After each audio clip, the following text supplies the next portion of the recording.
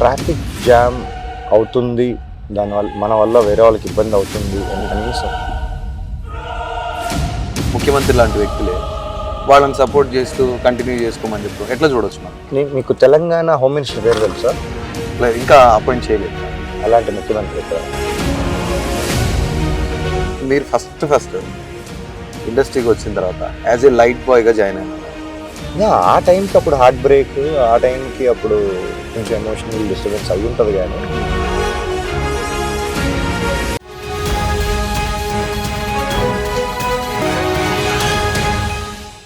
నమస్తే, ప్రస్తుతం మనం హైటెక్ సిటీలో ఉన్నాం.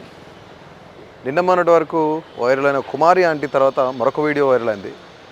ప్రేమ్ సతీష్ అతను డిఓపి, అలాగే ఇండిపెండెంట్ ఫిల్మ్ మేకర్. ఆయన ఎక్కడుంటున్నాడు, ఏం చేస్తున్నాడు అనేది ఎవరికి తెలీదు. కొన్ని ఇప్పటివరకు కొన్ని మీడియా ఛానల్స్ వెళ్ళాయి, ఆయన గురించి ఇంటర్వ్యూస్ కూడా చేశాయి. సో మనం ప్రస్తుతానికి ఆయన దగ్గరికి వెళ్తున్నాం. అసలు నిజంగా ఆయన ఫిల్మ్ ఇండస్ట్రీ నుంచి రోడ్డు పక్కకు వచ్చాడు ఈరోజు. సో ఆయన ఎందుకు ఇట్లా జరిగింది, ఏం జరిగింది, అసలు ఆయన గురించి తెలుసుకుందాం. ఆయన ఎక్కడ ఉన్నారో ఒకసారి నాతో పాటు రండి, మనం చూద్దాం. Let's come with me.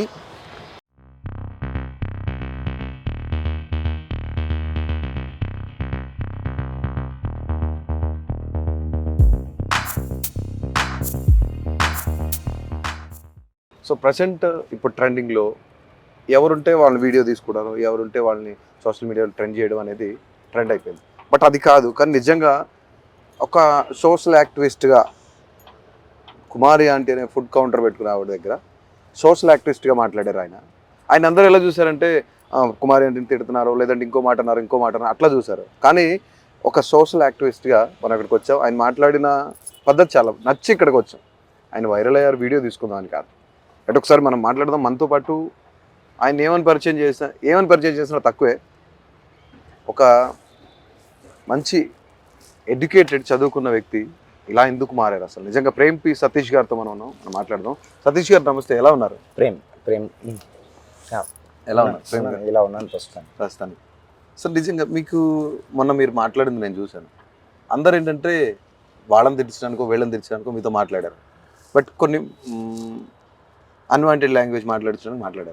కానీ మీరు ఒక సోషల్ యాక్టివిస్ట్గా మాట్లాడారు. నిజంగా ఆవిడ వచ్చి ఇక్కడ పెట్టుకున్న తప్పేం లేదు, బ్రతుకు తెరుగు వస్తే తప్పేం లేదు. బట్ ఆవిడ వల్ల ఇంత ట్రాఫిక్ అయింది, ఎందుకు వచ్చింది ఆ ఫైర్ అసలు మీలో? నేను ఇక్కడికి వచ్చి ఒక 5-6 months అయింది. అంటే లిటరల్లీ ఇక్కడే ఉండటం. ఓకే. వచ్చినప్పటి నుంచి చూస్తున్నా ట్రాఫిక్ జామ్ అవుతుంది, దానివల్ల మన వల్ల వేరే వాళ్ళకి ఇబ్బంది అవుతుంది అని కనీసం విచక్షణ కూడా లేకుండా, కొంచెం అవగాహన కూడా లేకుండా వాళ్ళ బిజినెస్, వాళ్ళ కౌంటరు, వాళ్ళ ప్రయారిటీస్ తప్ప అక్కడ అసలు ఏం జరుగుతుంది, దీనివల్ల ఎంత ఇంపాక్ట్ జరుగుతుంది, ఎంతమంది ఇబ్బంది పడుతున్నారు ఆలోచించట్లేదా అని చూసి వెక్స్ అయిపోయి ఒకరోజు ఏదో హీట్ ఆఫ్ ద మూమెంట్లో అలా జరిగింది. అది ఎందుకు వైరల్ అయింది, నేను మాట్లాడిన మాటలు నచ్చలేదా, నేను తప్పుగా మాట్లాడానా, ఏదో అన్ని పక్కన పెట్టేస్తే అది నా ఎమోషనల్ అవుట్ బర్స్ట్ లేదంటే హీట్ ఆఫ్ ద మూమెంట్లో జరిగిన ఒక చిన్న ఇన్సిడెంట్ అంతే. నాకు పర్సనల్గా ఎవరిపైన గ్రడ్జ్ లేదు. అవును, రైట్.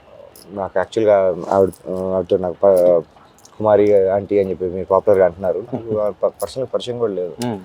గ్రడ్జ్ పెంచుకోవటానికో లేదంటే నాదేం కాంపిటీషన్, నాదే బిజినెస్ కాదు. నాకు ఆవిడతో ఏం కాన్ఫ్లిక్ట్ లేదు. కాన్ఫ్లిక్ట్ ఈ సో కాల్డ్ ఎర్రి గొర్రెలు జనాల గురించి. ఏముంది అక్కడ, ప్రపంచంలో ఫస్ట్ టైం ఏమన్నా ఫుడ్ స్టాల్ పెట్టి రన్ చేస్తుందా, లేదంటే ఇంకెవరు చేయట్లేదా, లేదంటే మీకు ఇంట్లో వండుకోవడం చేత కదా, స్విగ్గీ జొమాటోలు హోటళ్ళు ఇవన్నీ సరిపోవట్లేదా, హైదరాబాద్లో ఎక్కడా ఫుడ్ స్టాల్స్ లేవా, రోడ్ సైడ్ స్ట్రీట్ ఫుడ్ ఎక్కడా దొరకట్లేదా, ఇక్కడికి వచ్చి ఎందుకు చేయాలి ఏంటి, ఇది ఒక ఆస్పెక్ట్ అయితే, దీనివల్ల యూనో ఎంత ఇబ్బంది జరుగుతుంది, ట్రాఫిక్ ఒక ఆస్పెక్ట్ అయితే, ఎండలు బాగా ఎక్కువ అవుతున్నాయి.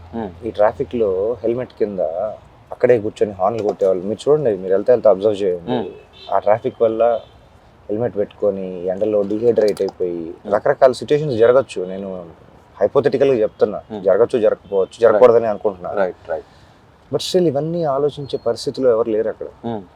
మీరు తినడానికి వచ్చారు, మీకు ఫుడ్ దొరికిందా లేదా అన్నదే మీ ప్రయారిటీ.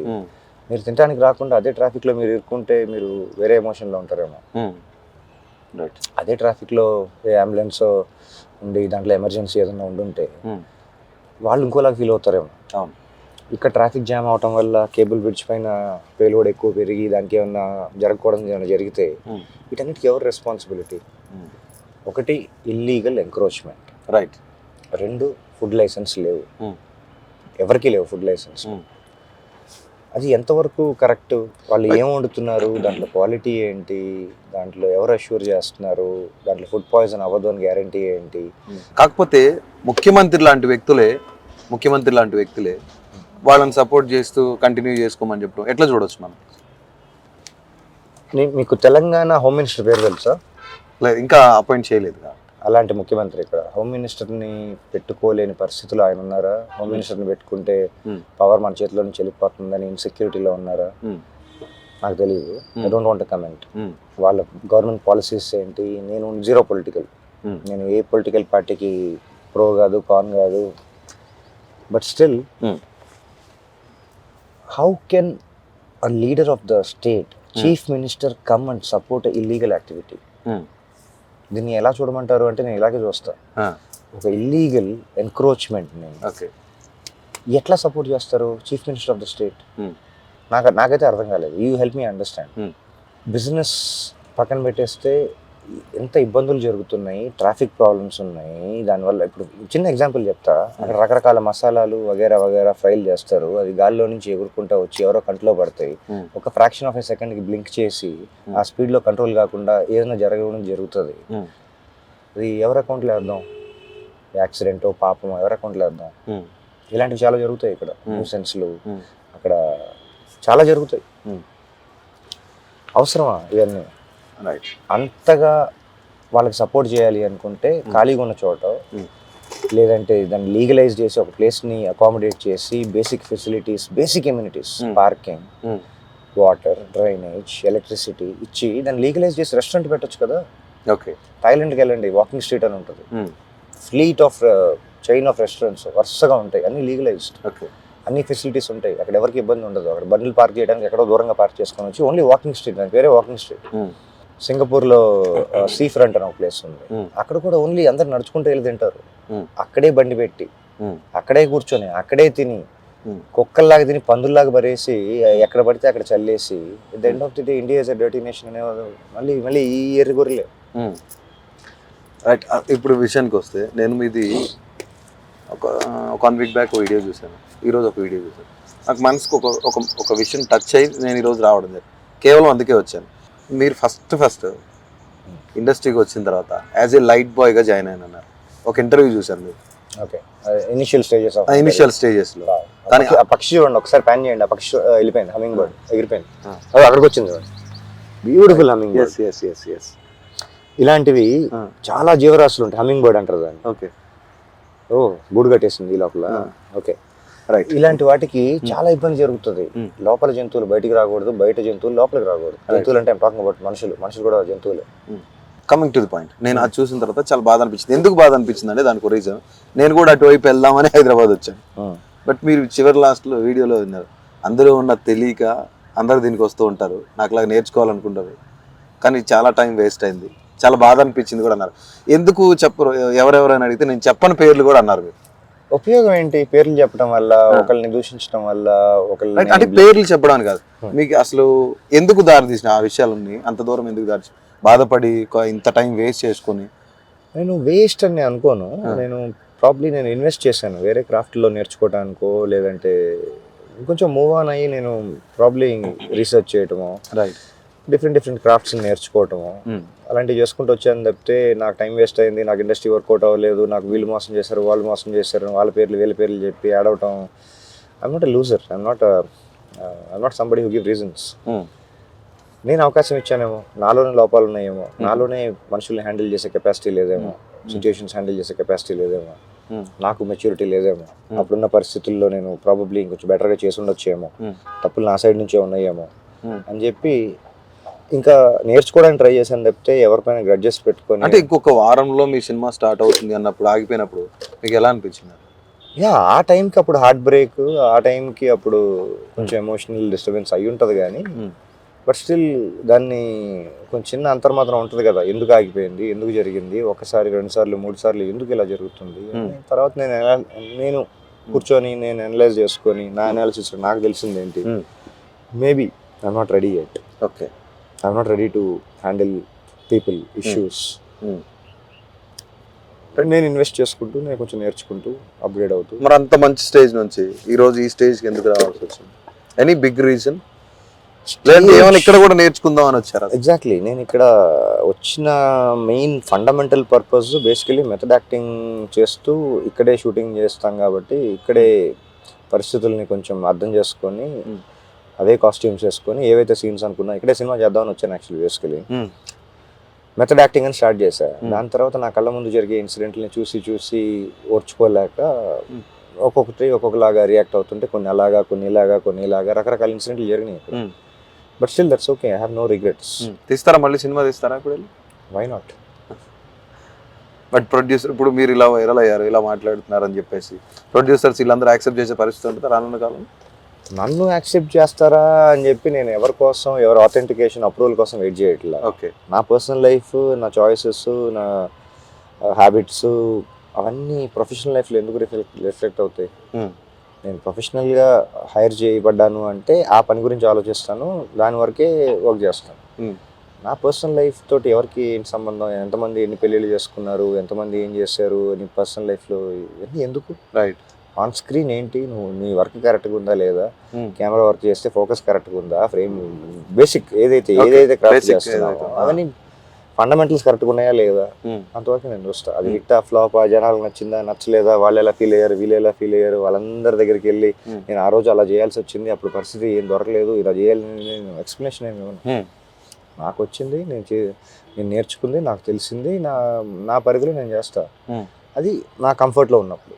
రైట్, నిజంగా అంటే ప్రొడ్యూసర్ దగ్గర లేదా ఇంకో డిపార్ట్మెంట్ దగ్గరకు వెళ్ళినప్పుడు వాళ్ళు మీరు కథ స్టోరీయో చెప్పారు, ఇప్పుడు మెథడాలజీ పరంగా చేస్తున్నాను అంటున్నారు, నిజంగా వాళ్ళు ప్రాక్టికల్గా ఆలోచిస్తారు కదా, ప్రేమ్ ఇలా ఉన్నారు, ఇక్కడ మాదాపూర్లో ఇట్లా ఉన్నారు, ఇలాంటి ఇంటర్వ్యూస్ ఇచ్చారు, ఇలాంటి ప్లేస్లో ఉన్నారు, ఆయన చేయగలుగుతారా, ఆయన మనం యాక్సెప్ట్ చేయొచ్చా అనుకుంటారు కదా. I don't judge anybody and I don't let anybody judge me. Okay, వాళ్ళు పర్సనల్ లైఫ్స్ని ప్రొఫెషనల్ లైఫ్ని ఎందుకు, బట్ నవేడేస్ అలాగే జరుగుతుంది కదా. నాకు సంబంధించినంత వరకు ప్రొఫెషనల్గా నా వర్క్ చేయడానికి నా కెపాసిటీ, నా స్కిల్ సెట్ నాకు తెలుసు. పైగా ఎనీవేస్ నేను ఇప్పుడు టెక్నీషియన్గా ఇప్పుడు మార్కెట్లోకి రావాలని నేను అనుకోవట్లేదు. ఓకే, ఇప్పుడు నా కోర్ ఫోకస్ యాక్టింగ్ మీద ఉంది, based on lot of experiences. చాలామంది అడగటం, కొన్ని ఎక్స్పీరియన్స్లు, కొన్ని ఆడిషన్స్, కొన్ని మంచి ఆఫర్స్, డిస్కషన్స్. నేను ఇప్పుడు యాక్టింగ్ పైన ఫోకస్ చేస్తున్నాను. నాకు తెలిసిన సో కాల్డ్ ఎన్నో క్రాఫ్ట్స్, నా వర్క్, నా టెక్నీషియన్గా నేను పక్కన పెడితే నేను ఇప్పుడు ఓన్లీ యాక్టర్గా చూస్తున్నాను. My interest, my core focus is only on acting. నేను I want explore myself. నేను ఫిట్ అవుతాను, నేను చేయగలుగుతాను, జస్టిఫై చేయగలుగుతాను అనుకున్న ఎట్లాంటి ఐడియాకైనా ఐఎమ్ ఓపెన్. నేను ఏమి గిరిగీసుకొని కూర్చోలేదు, నేనే హీరోగా చేయాలి, విలన్గా చేయాలి, సపోర్టింగ్ రోల్ చేయాలి, సినిమా కథ మొత్తం నా చుట్టూ ఉండాలి, అట్లాంటివి నాకు నచ్చాలి. ఓకే, నేను చేసిన దానికి నాకు సాటిస్ఫాక్షన్ కావాలి, ఏదో కొంచెం మీట్ ఉండాలి, కొంచెం స్కోప్ ఉండాలి, స్క్రీన్ లెంత్ ఇంత ఉండాలా, అంత ఉండాలా, ఇట్లా ఉండాలి, అట్లా. నాకేం రెస్ట్రిక్షన్స్, లిమిటేషన్స్ ఏం లేవు, లాంగ్వేజ్ బ్యారియర్స్ కూడా లేవు. ఫార్చునేట్లీ నాకు కొన్ని లాంగ్వేజెస్ వచ్చు. రైట్, గతంలో మీరు కొంతవరకు హైఫై లైఫ్ చూసి ఉండొచ్చు, మేబీ ఇండస్ట్రీ అంటున్నారు కాబట్టి, అటువైపు నుంచి వచ్చారు కాబట్టి, కొంత వెల్ సెటిల్డ్ ఫ్యామిలీ నుంచి వచ్చి ఉంటారు మేబీ. బట్ ఇప్పుడు ఆ లైఫ్కి ఈ లైఫ్కి ఎట్లా అనిపిస్తుంది? మీరు ఈ రోజు ఇక్కడ ఉన్నారు, ఈ పరదా కింద ఉండగలిగారు, బట్ ఆ రోజు కొంచెం బెటర్ ఉండి ఉంటారు. దీనికి ఓకే, నాకు నథింగ్ ఎఫెక్ట్స్ మీ. మెటీరియలిస్టిక్ వరల్డ్లో నాకు ఏది పెద్దగా ఇంపాక్ట్ చేయవు. Doesn't make a big difference to me. అప్పుడు ఎక్కడున్నాను, ఇప్పుడు ఎక్కడున్నాను అన్నది ఇంపార్టెంట్ కాదు. నేను పర్సనల్గా బిలీవ్ చేసే నా ఫేవరెట్ స్టేట్మెంట్ ఒకటి ఉంది, quotation. It is not important how much you know, what is important is what you do with what you know. Okay, నీకు ఎంత తెలుసు అన్నది కాదు మ్యాటర్, నీకు తెలిసిన దాంతో నువ్వేం చేస్తావు అన్నది మ్యాటర్. ఓకే, సో నేను అప్పుడు అలా బతికాను, ఇప్పుడు ఇలా బతికాను, అవన్నీ ఇమ్మెటీరియల్. కానీ మీరు ఇప్పుడు ఇక్కడ ఈ స్టేజ్లో ఎలా ఉంటున్నారు, ఎట్లా మరి రోజు తినడానికి ఉండటానికి ఏంటి పరిస్థితి? నాకు ఏదో వర్కౌట్ అవుతుంది, నేను కంఫర్టబుల్. నాకు కంఫర్ట్ జోన్ లేదు, నాకు డైలీ ఇలాగే ఉండాలి, ఇట్లా ఉండాలి. ఇదివరకు ఏదో అనుకున్నానేమో, కానీ ఇప్పుడు నాకు కంఫర్ట్ జోన్ వదిలేసి నేను చాలా సంవత్సరాలు అయింది. Family, what about family back? వాళ్ళ ఇంట్లో వాళ్ళు హ్యాపీగా ఉన్నారు. Doesn't bother me okay or it doesn't impact me.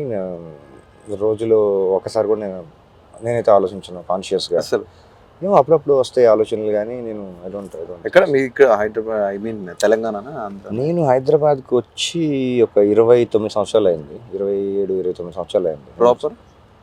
Proper అంటే నా స్కూలింగ్, చైల్డ్హుడ్, అడల్ట్హుడ్ క్యాలిక్యులేట్ చేస్తే స్కూల్ గుంటూరు మొత్తం. Guntur. Lutheran English medium schooling, Siddhartha, రకరకాల ఇంజనీరింగ్, ఇంటర్మీడియట్ కాలేజెస్. అంటే మీ క్వాలిఫికేషన్ ఏంటి? అదే ఆన్ పేపర్ చెప్పాలి అంటే ఇంటర్మీడియట్ అయిపోయింది, డిగ్రీలో జాయిన్ అయ్యి ఒక వారం రోజులు వెళ్ళి ఉంటాను నేను. BZC అని biology Andhra Christian college. Okay. EAMCET అంటే కొంచెం అలా ఉంటుంది, ఇలా ఉంటుంది, మెడిసిన్ అంటే ఇట్లా ఉంటుంది, ఇబ్బంది ఉంటుంది, మనం టైం వేస్ట్ అవుతుంది. End of the day doctor అవ్వాలని చెప్పి నేను లైఫ్లో ఎప్పుడు అనుకోలేదు. ఓకే. దానికోసం నా లైఫ్ ఎందుకు వేస్ట్ చేస్తాను, నా టైం ఎందుకు వేస్ట్ చేయడం అని చెప్పి ఈజీగా అయ్యే సిలబస్ ఏముంటుందో చూసుకొని అప్పట్లో నా కంఫర్ట్, నాకు బాటనీ, జువాలజీ, కెమిస్ట్రీ అంటే ఇష్టం. ఇది బాగుంది కదా అని చెప్పి వెళ్ళా. వారం రోజుల తర్వాత నాకు కూడా అర్థం కాల, ఏం చదువుతున్నాను, ఏం చెప్తున్నారు, ఇది నా లైఫ్లో ఎట్లా అప్లై చేస్తాను, ఇది ఎందుకు, నా సినిమా కదా అనుకున్నాం అని చెప్పేసి వచ్చేసి హైదరాబాద్కి వచ్చి ఏదో స్టార్ట్ చేసా జర్నీ. లైక్ మీకు ఇప్పటి వరకు చాలా ఇంటర్వ్యూస్ ఇచ్చారు, మేబీ ఇచ్చి ఉండవచ్చు. ప్రతి ఇంటర్వ్యూలో అడుగుతూ ఉంటారు కదా, ఆడవాళ్ళ గురించి అసభ్యంగా మాట్లాడారనో, గంజాయి గురించి మాట్లాడారనో, లేదంటే వ్యభిచారం గురించి మాట్లాడారనో, ఇలాంటి క్వశ్చన్లు అడిగినప్పుడు మీకు ఎలా అనిపించింది? నాకు ఎలాగా అనిపించదు, ఎందుకంటే మీ అట్రిబ్యూట్స్, మీ ఎలిగేషన్స్, అది మీ థాట్ ప్రాసెస్. ఓకే. నేను I can only represent my self. నేనేం ఆలోచిస్తున్నాను, నేనేం అనుకుంటున్నాను, దాని గురించి నేను అకౌంటబుల్గా ఉండి దాని గురించి నేను I can represent my self. వాళ్ళు ఏమనుకుంటున్నారు, వాళ్ళేం thumbnails పెట్టుకుంటున్నారు, వాళ్ళేం రాసుకుంటున్నారు అన్నది ఓకే నా. చూసారా అసలు thumbnails ఎప్పుడైనా చూసారా అలాంటివి? విన్నాను, 2-3 చూశాను. తర్వాత okay maybe this is the trend, ఇట్లాగే వర్కౌట్ అవుతుందేమో, టీఆర్పీలు, వాట్ ఎవర్ రీచ్, జనాల్లోకి క్యూరియాసిటీ, ఆ ట్రోల్స్, ఆ మెటీరియల్కి అట్లాగే వర్కౌట్ అవుతుందేమో, ఈ స్టాండర్డ్స్ ఏమో, ఆ డైనమిక్స్ నాకు అర్థం కాదు. టు బి ఫ్రాంక్, మీరు నమ్మినా నమ్ముకున్నా, నేను ఈరోజు ఒక thumbnail చూశాను. అంటే గంజాయి పెట్టుకున్నారా, ఆడపిల్లల గురించి మాట్లాడుతున్నారా, ఇవన్నీ కాదు. కోటీశ్వరుడు నుంచి ఈరోజు ఆన్ రోడ్కి వచ్చాడు, ఒక డైరెక్టర్ అయ్యేవాడు, ఒక DOP అయ్యేవాడు, ఈరోజు ఇక్కడ ఉన్నాడు. ఆ thumbnail చూసే నేను వచ్చాను ఇక్కడ. రైట్. అంటే ఎందుకు అసలు ఆ బ్యాక్గ్రౌండ్ ఏంటి, ఎందుకు జరిగింది, ఎందుకు నన్ను ప్రభావితం చేసి అంటే నేను కూడా అటువైపు వెళ్దాం అనుకున్నాను, నెక్స్ట్ వైపు వెళ్దాం అనుకున్నాను కాబట్టి నేను మేబీ ప్రభావితం అయి ఉండొచ్చు. మీరు ఆడవాళ్ళ గురించి మాట్లాడిందో, గంజాయి గురించి మాట్లాడిందో, ఏం మాట్లాడాను అది కూడా విన్నారా? ఏం మాట్లాడాను, ఏం తప్పుగా మాట్లాడాను, వాళ్ళు thumbnails పెట్టుకున్న దాంట్లో చూసాను. నా కంటెంట్ ఏంటి, thumbnails పక్కన పెడితే నేనేం మాట్లాడాను? మీరు అదే నేను అన్నాను కదా, మీరు ఆవిడ గురించి మాట్లాడినప్పుడు నేను ఓపెనింగ్ లో చెప్పింది కూడా అదే, ఒక సోషల్ యాక్టివిస్ట్ గా మాట్లాడారు ఆయన. అది నచ్చి వచ్చాను, అది నచ్చి నేను ఇంతవరకు ఇంటర్వ్యూ తీసుకుందాం వద్దా అని ఆలోచించాను. దాని తర్వాత నేను ఈరోజు మధ్యాహ్నం చూశాను, అక్కడ నుంచి మీరు ఇక్కడికి వచ్చారు, కేవలం అందుకే వచ్చాను. సేమ్ నా ఫీలింగ్ కూడా అదే, ఏదో దీంట్లో నుంచి ఏదో అడ్వాంటేజ్ తీసుకొని ఏదో నాకైతే అసలు ఏమి ఇంటెన్షన్, ఇంట్రెస్ట్ ఏమీ లేదు. ఇప్పుడు కుమారి ఆంటీని పిలిచినట్లు మిమ్మల్ని కూడా శ్రీదేవి డ్రామా కంపెనీకో, జబర్దస్త్కో పిలిచి వెళ్తారా? Not interest. మీకు కంటెంట్ నచ్చాలి ఏదైనా చేయాలంటే. నేను ట్రోల్ మెటీరియల్ కాదనుకుంటాను, నాకు ఏదో పాపులర్ అయిపోయి ఏదో ఒకటి చేసి నా ఉద్దేశం కాదు, నా ఇంట్రెస్ట్ కాదు, నా ప్రయారిటీ కూడా కాదు. రైట్. అది చూసాం కదా, నిజంగానే ఆయన లైఫ్ స్టోరీ గురించి మనకి అనవసరం, వ్యక్తిగతంగా గురించి కూడా అనవసరం. ఫ్యూచర్ పరిస్థితి ఏంటి, ఆయనకంటూ ఒక ఐడియాలజీ ఉంది, ఒక మెథడాలజీ మీద, యాక్టింగ్ పర్పస్ మీద ఉంటున్నారు. అంతేగాని ప్రతి ఒక్కళ్ళు కూడా దొరికారులే కదా అని చెప్పేసి ట్రోల్స్ చేయడం, ఇష్టానుసారంగా thumbnails పెట్టడం అనేది కరెక్ట్ కాదు. ఎందుకంటే యాజ్ ఏ మీడియా మనం అట్లా ఆలోచించొద్దు. ప్రతి ఒక్కళ్ళు కూడా అర్థం చేసుకోండి. నిజంగా ఆయన గురించి తెలుసుకోవాలనుకుంటున్నారా, ఆయన గతం ఏంటి, ఫ్యూచర్ ఏంటి అనేది తెలుసుకోవాలనుకుంటున్నారా, అంతవరకు ఆలోచించండి. కానీ మరి చిన్న మరి చాలా చీప్గా మెయింటైన్ చేయొచ్చు ఎవరు కూడాను. ఖచ్చితంగా ప్రతి ఒక్కళ్ళు కూడాను ఇలాంటి వ్యక్తుల్ని ఎందుకు ఇట్లా అయ్యారు అని ఆలోచించే ప్రయత్నం ప్రజలకు తెలియజేయాలి తప్ప తప్పుడు ఉద్దేశంతో కూడా ఎవరు కూడా చేయొద్దు. దయచేసి మేము కోరుకునేది అదే. సో ఇది ప్రేమ్ గారితో మన ఇంటర్వ్యూ. మరొక ఇంటర్వ్యూలో మళ్ళీ కలుద్దాం. అంతవరకు సెలవు. నమస్తే ప్రేమ్ గారు. Please subscribe to KTV Telugu. KTV Telugu KTV Telugu channel.